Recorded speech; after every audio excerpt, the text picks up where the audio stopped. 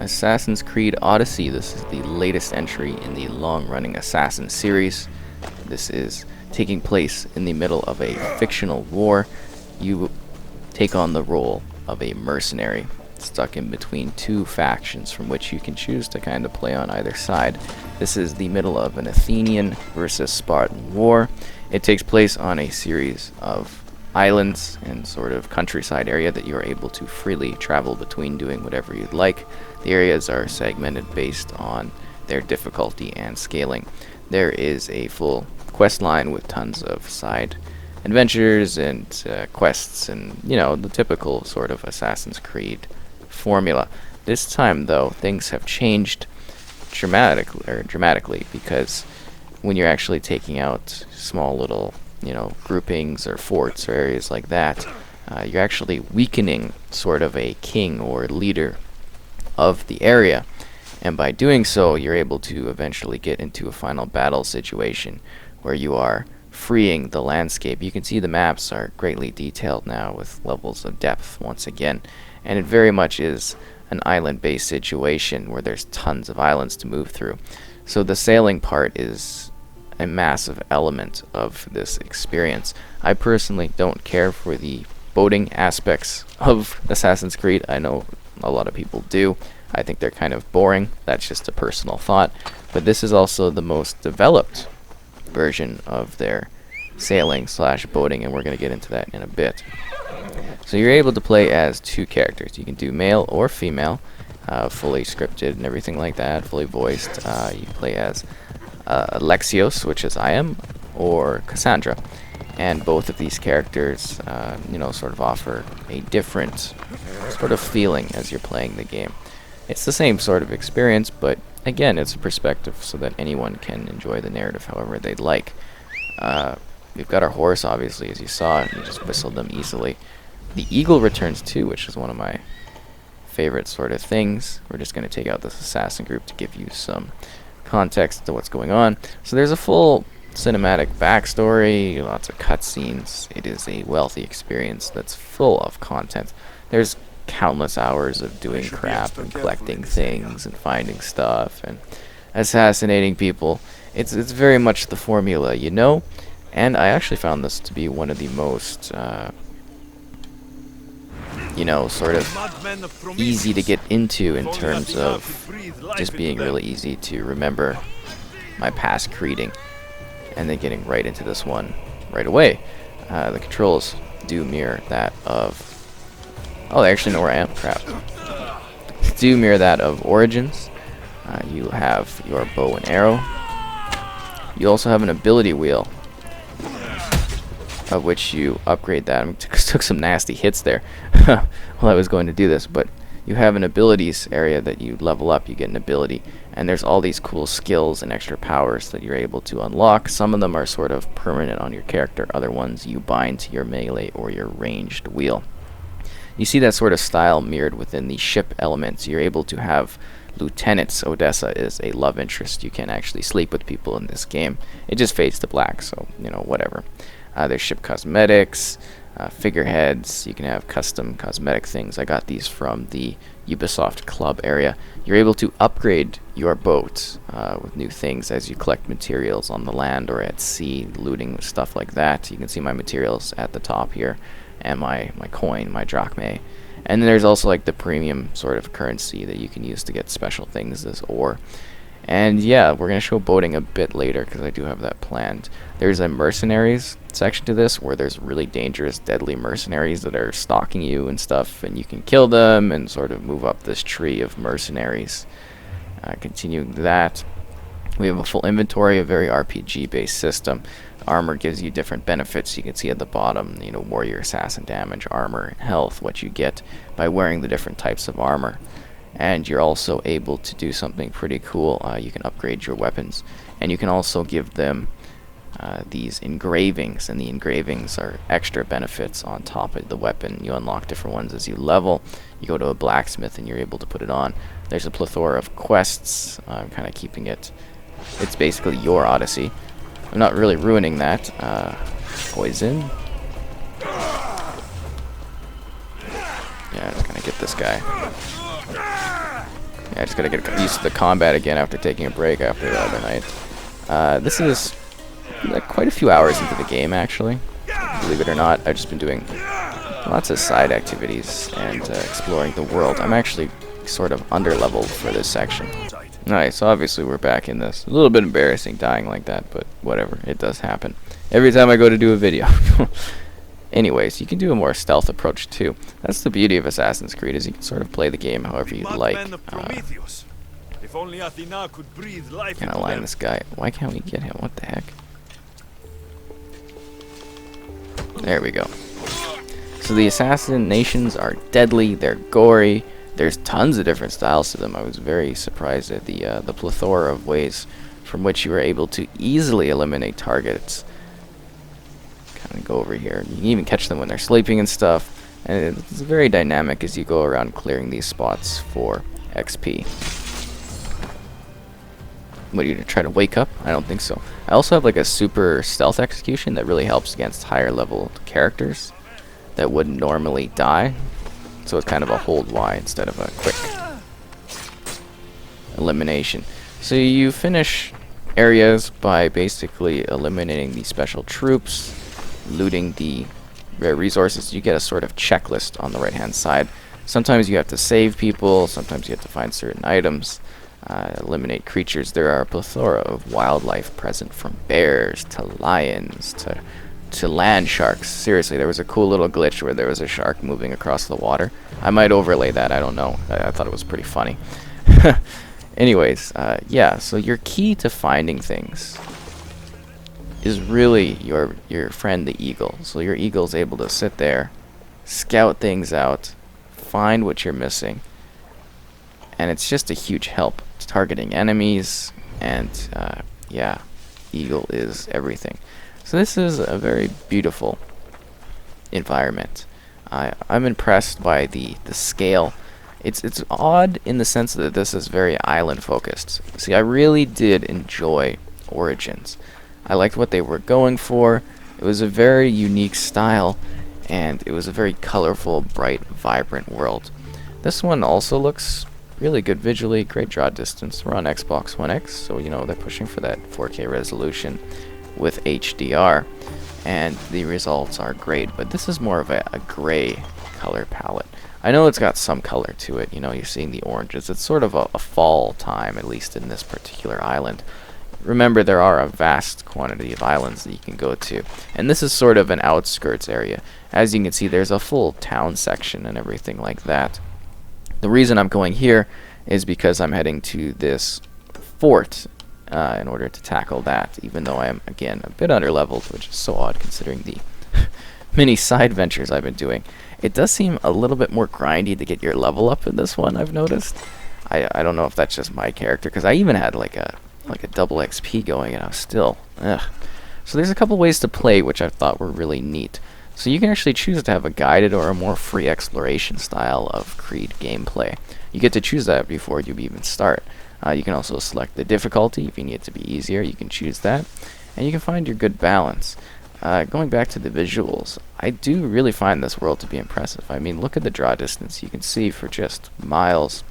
It looks fantastic. The water's great. There's lots of depth in the world. But again, I really do miss the sort of colorful vibrancy that was with Origins. This palette does seem a little bit more gray or brownish in my opinion. So we bring up our eagle, and our eagle is able to highlight, you know, key enemies, key positions, key things that we're supposed to grab, and really to help get an idea of what sort of situation we're going after. So we're probably going to die here, but this is good because it leads into the boating section, which I'm going to show afterwards. But I thought it was, you know, you can't show this gameplay off without doing some sort of fort type area. So the parkour system is really great in this one. It really is. I was blown away by it. So we're gonna kick this guy off. I love the Spartan kick. Oh, that didn't work. So red, they can't. You can't hurt them. Die. Jeez. Yeah, sometimes the kick doesn't work, but when it does, it's a huge advantage because you can like knock guys off. Anyways, going back to the parkour system, it's something I've found really hit or miss in the Creed series. I've had a lot of difficulty, you know, using it in the past, And I really do think, like with Origins, that they've got it really down now. It feels fluid, it feels natural, it feels right. Oh, that guy looked around the wrong time. If you have played Origins, I'm making a lot of comparisons to that game. I don't like to compare games usually, but this very much is based on the same sort of setup system, so it's hard not to. They're going to feel very similar in style to each other, and it's going to feel like a natural progression between the two. So there's day and night cycles, it can rain, there's lots of different weather to experience, and it really is a dynamic, vast world to explore. Perhaps their most impressive yet. Again, I liked Origins more, but I can't say that they didn't really make a compelling experience. Ah. Love that super ability. Helps so much. Come on, man. Jump up that wall. Anyway, stealth is a big part of this, and you can, again, play Creed however you'd like. Get up the wall, get up the wall. Climb. You're going to get spotted. Great. Just great. Anyways, moving past that, the story is actually pretty deep, and there's a sense of choice in this one. So in the past, you do kind of make choices, but dialogue is key here, and it can directly alter your experience and what happens in your game. Your choices will matter in the end game, because I've kind of read up extensively on it. We get a sort of like review guide with this stuff, and yeah, it's very interesting to see the vast quantities and the degree of how much this game can actually dynamically change as you're playing it and making choices and living in the world. So I actually really do love history. I'm a big fan of it, and I wish, because where I come from, we get this thing called social, so it's not really history. It kind of touches upon it, but we don't dive into the interesting facts behind history. And I love these games because you're actually able to really get a good indication of what life is like there. Crap. So you're not seeing that as much in this area. I hope they don't tell people what's up. I don't want the braziers to be lit. But you get a full city life. The architecture is gorgeous. The statues, the artwork, everything you see is so beautiful. And they really do, I think, capture the setting quite well in terms of the armor and the look and the design and feel of the experience. Controls feel great, it handles very well, and generally it's just a really well developed game. I did notice performance-wise, in some areas it seems a little bit iffy. It dips a little bit on this version. I've heard the base one runs perfectly fine from another reviewer. Ooh, crap. Crap. Anyways. But yeah, just a little weird dips, and it seems to be, you know, sort of when you're doing casual type activities, like you're going through a bustling city or something like that. It hasn't affected my gameplay of when I'm attacking enemies or I'm doing, you know, missions and stuff. But I thought it was something worth mentioning. Nice. These are just totally casually taking everybody out. I kind of want to finish this fort off, but I do feel that we need to make a move on and actually show off more of the world and the content of the experience. So we're going to fast travel as soon as I get to a safe spot, I guess, because we're in the middle of a danger zone. Danger! And you can kind of see the level of danger at the top of the screen there. See how it's yellow and it was red when I was in the zone. Now it's white, which is a nice, safe section. And then we're able to freely fast travel to our eagle. Great, so now we're in a more sort of focused city area. We came from that hillside, I believe, over there. And yeah, you could just get a sense of the scale of these areas and what you can do in them. If they feel like old style Creed, you know, just in terms of the setup and how you parkour through, but they're more of a natural, realistic city. You can bump into people. You can see them living their lives. They've got missions. They're scouts. You can see the mercenary bar at all times on the bottom right. Getting that maxed out gets pretty damn crazy. But you really, what I appreciate about these Creed games the most is the attention to detail. Like, look, the pottery guy and the pottery items and the food and there's like grapes, and you look over here and there's all these little figures the wooden carving guy has made. I don't think he's got a specific name. And her, like, food's been knocked over. and there's people chilling, and there's some that like relax. The elites have like, you know, lounging stuff. You can steal things. That kind of raises your bar of anger towards you. There are small boats, but of course you guys want to see the pride and joy boats. That's right. We're gonna go up to the our big little ship and kind of show that off. Again, with the customization options and the improvements to make it more deadly and seaworthy. You can play this kind of like a complete pirate if you'd like. I mean, the choice is all yours, because I know a lot of people do really love this mode. And these ship people, they live their lives too. You can see the love interest right there. I think it's kind of like a one-night stand with her. I'm not sure if she'll have any additional quests and stuff, because I did get the achievement for it. But, yeah, so everybody runs to position. They're your lieutenants. And you're able to freely go out. And again, coming to the element of choice, you can kind of pick your sides and pick who you battle. And there's a traveling speed. Really get a sense of the open exploration. There's lots of loot on the sea that you can pick up and collect. People to fight and challenge. And it really is a dynamic, beautiful open world. They've crafted something that is wonderful. And you can aim and you can fire. Sink other ships and destroy them. Kind of probably piss somebody off. There's that. There's the javelin, and you kind of get the choices between the two triggers of how you want to do stuff. And it's just, you know, that whole sailing thing. You can be the pirates you want to be, or be friendly.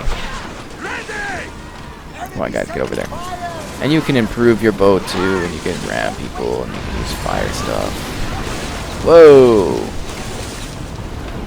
I guess they weren't too happy when I attacked their ship. Cleave a ship in half. I got an achievement. Yeah. It's really intuitive and easy to understand. I got 2 achievements out of that. Oh, cleave a ship in half using all-women crew. I guess that's an achievement too. Fascinating. Anyways, yeah, that's just an idea of the ships and kind of how it works. And I hope that gives an indication of it. Because again, I mean, it's cool, but I don't know, I don't really care for the boating aspects. Whoa, damn! Anyway, you can also board if you'd like, or you can just sink it. I find sinking it's easier. You might die on the ship. Are we fighting? I don't think we're fighting. But yeah, you just freely go between the boat, or between the islands using your boat. And there's so many islands to it. Because as weird as that is, they've set this up as very much an island area, and I guess it's kind of sort of the Mediterranean or whatever, but yeah. So we're going to go to another area just with the fast travel here. So this is an earlier area in the game. It's not the first landmass that you, you know, kind of appear on. Ow, that hurt quite a bit. But it is one of the kind of more densely populated sort of areas I've been to. Very lovely architecture. Clouds are great looking. Really love what they've done with the skybox in this one. So we've got our horse here. So one of the interesting elements of gameplay are these large-scale battles. I do find them a little bit overwhelming because there's always troops sort of fighting you, even though they're like should be minding their business about other people attacking them and stuff like that. But you know, that is just kind of an interesting new thing. There's supposed to be large-scale battles of 150 v 150, and you're just sort of in the middle, and you're fighting against powerful leaders and enemies, and you're trying to take them on. They are difficult, again, so, you know, if you are doing that, be cautious of it. What you were seeing there is I was using the horse's auto-pathing to kind of move. I thought this was a neat terrain to kind of show off more of the experience. And this is a camp where we were at. I guess they're done here because we won. Wildlife can be a problem. And you are able to, like, parry and everything like that. Combat's very dynamic in that regard. Animal engraving, cool. That's gonna be fun. Guess the rally point is over there. And yeah, it's just a very well-developed Assassin's Creed title. And it's gonna be something that fans of the series are really going to enjoy for the new ways that they've tweaked and changed the experience, while still presenting a formula that is familiar. Yeah, this is where the epic battle took place. And you're able to get like good gear from it. You can kind of see just a sense of it. There's all these like people around here, and it was all boxed off, and it was pretty cool. Oh, that looks fun. Take you out. You know, there's a big cliff and some really epic moments. And again, just moving to this different landscape, I want to give a sort of idea of the different areas that you can come across. I thought I killed all these people. Jeez. And it's all about customization as they continue to build towards an even deeper RPG experience. You can customize so much of what you're doing. And I mean, enemies do put in a good fight. You can also tame creatures too. That's available. And it's really however you build your RPG experience up as far as defining your character. And your choices, they do definitely matter. There's key points that will alter the fate of the area. And it does also tie into another part of Creed. It's not just, you know, this mystical landscape. It sort of is a direct continuation, or at least narrative-wise, to some of the events that were showcased during Origins. And I don't want to spoil any of that, because it is a fun surprise to see that going on. The water is full of depth. You can explore it. You can swim in it. You can deal with sharks and find shipwrecks and loot and all sorts of hidden things. It's a lot of fun. Just kind of going down into it. Which is what I'm trying to do. And there's like dynamic swimming. There's fishes. The fish are like surprisingly low resolution quality sometimes. I was like, oh, okay. But you can see it's like a full underwater area that you can explore with plants and life going on. And it is quite neat to do that. I find this to be a very expansive experience. And yeah, that's sort of Assassin's Creed Odyssey. I hope I showcased enough of the experience off. You're basically coming in here, picking what character you want of either gender, and playing the role that you want to play, as your choices directly impact this war, this ongoing battle between the factions. And what you do matters. It's the Assassin's Creed you know, but expanded upon in new creative ways. It's very much like Origins, but they have done new things to make this stand out by itself, with some new features and new changes, and of course an expansive sailing experience for those that like that aspect of Creed. And I hope you enjoyed this look at Odyssey.